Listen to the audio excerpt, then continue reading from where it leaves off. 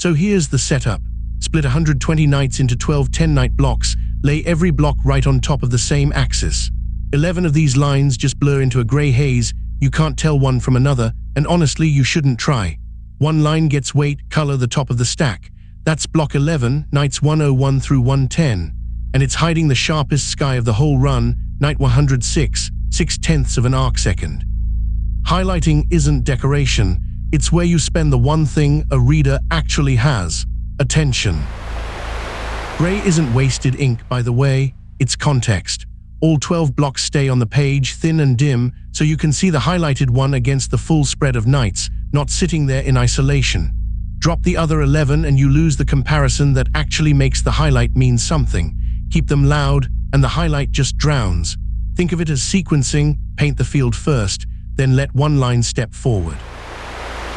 Group the 120 nights into 10-night blocks and average the seeing in each one. Block 2 runs hazy, 2.52 arcseconds on average. Block 11, though, runs calm, 1.41, the best of the 12, and the one holding that record night. Watch the highlighted bar sweep from a careless early guess through the middle of the pack and finally land on block 11, the block that actually earns the accent color. 4 lines set the whole stage here. Split the nights into 12 blocks with a ray split, share one x-axis across all of them so the lines actually overlap, then draw the gray pass in a loop before you ever touch the accent line.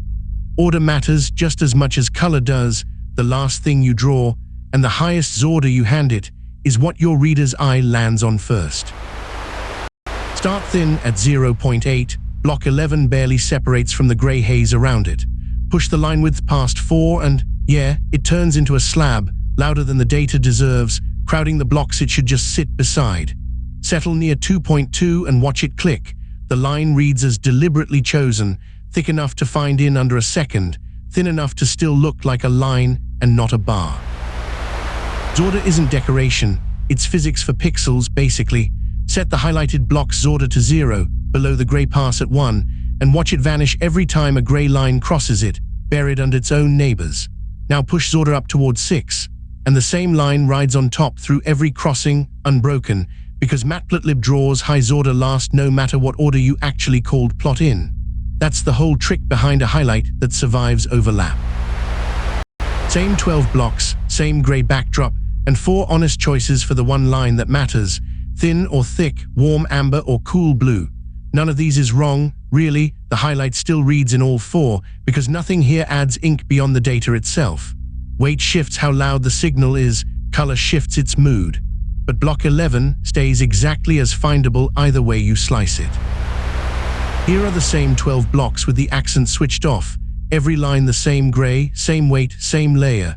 Somewhere in that haze sits block 11, the calmest stretch of the whole run, and you genuinely cannot find it without the caption.